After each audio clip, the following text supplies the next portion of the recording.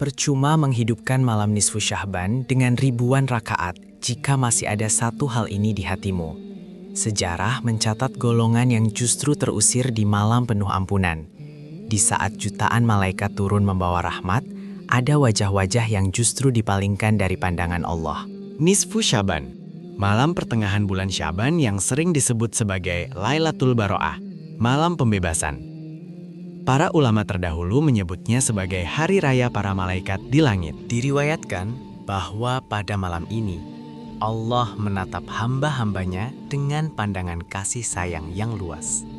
Sebuah kesempatan emas sebelum memasuki gerbang Ramadan, di mana catatan amal diangkat dan takdir setahun ditetapkan. Dengarkan kisahnya hanya di Kisah Ruang Islami.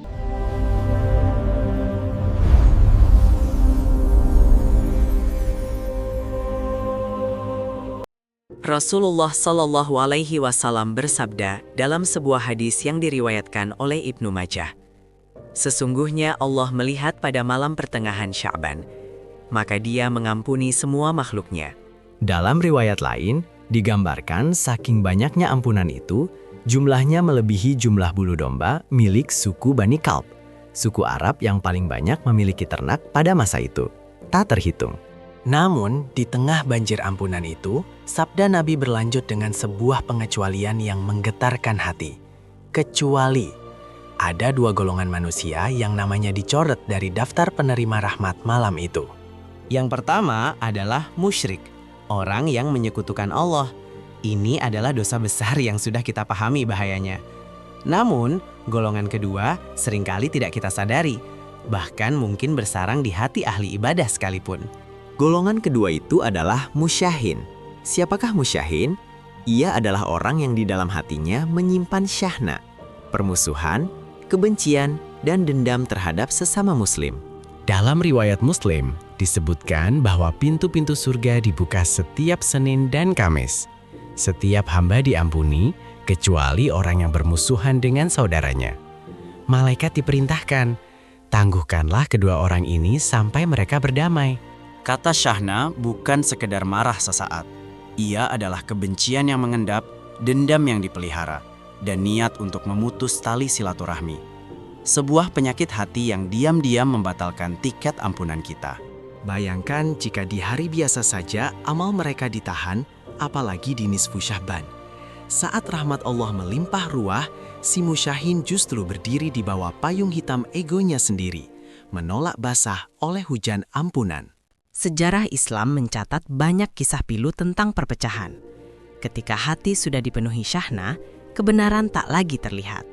Ibadah menjadi selubung, sementara hati membusuk oleh dengki. Imam Al-Ghazali pernah mengisyaratkan, bagaimana mungkin cahaya Allah bisa masuk ke dalam wadah yang penuh dengan kotoran kebencian. Hati adalah bejana.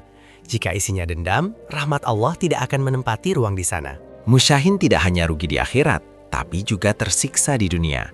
Hatinya tidak tenang, ibadahnya tidak nikmat, dan doanya terhalang. Di malam nisfu Sya'ban, ia sibuk mengingat kesalahan orang lain, padahal Allah sedang menunggu ia mengakui kesalahannya sendiri. Nabi SAW sangat keras memperingatkan tentang pemutus silaturahmi. Tidak akan masuk surga pemutus silaturahmi. Lalu bagaimana mungkin mereka mendapat prioritas ampunan di malam spesial ini? Seringkali alasan kita menjadi musyahin adalah ego. Dia yang salah, dia yang harus minta maaf. Kalimat inilah yang menjadi hijab terbesar di malam nisfu Sya'ban. Kita merasa benar, padahal di mata Allah, hati yang keras adalah masalah besar. Sahabat, malam nisfu Sya'ban adalah deadline bagi hati yang sengketa. Sebelum matahari terbenam di tanggal 15 Sya'ban, kita harus membuat keputusan, memelihara dendam atau mengejar ampunan. Memaafkan bukan berarti melupakan kesalahan orang lain atau membenarkan kezoliman mereka. Memaafkan adalah melepaskan racun dari dalam diri kita agar kita layak dipandang oleh Allah. Ingatlah Nabi Yusuf AS, dikhianati saudara sendiri, dibuang ke sumur, dipenjara. Namun saat berkuasa, ia berkata, "Tidak ada celaan atas kalian hari ini." Hati seluas samudra inilah yang dicari di nisfu Sya'ban. Jika sulit memaafkan karena manusianya, maafkanlah karena Allah. Katakan, "Ya Allah, aku memaafkannya agar Engkau memaafkanku." Transaksi langit ini tidak akan pernah merugikanmu. Jangan menunda sampai esok. Kita tidak tahu apakah umur kita sampai ke Ramadan. Jangan biarkan statusmu syahin terbawa sampai ke liang lahat.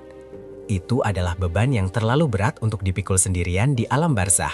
Maka, sebelum malam nisfu Sya'ban tiba, bersihkanlah hati. Sapa kembali teman yang lama tak bertegur sapa. Maafkan orang tua, pasangan, atau saudara yang pernah melukai lisan. Jadikan malam itu malam air mata tobat, bukan malam kering karena dendam. Biarkan ribuan malaikat mencatat nama kita sebagai hamba yang salimul qalbi, hamba yang hatinya selamat dan bersih. Nisfu Sya'ban adalah ujian hati. Apakah kita lebih mencintai ego kita atau ampunan Allah? Jangan sampai kita menjadi orang yang bangkrut, rajin sholat dan puasa, tapi terusir karena memelihara permusuhan. Semoga di nisfu Sya'ban tahun ini, Allah mengangkat segala penyakit hati kita dan mencatat kita sebagai penghuni surganya.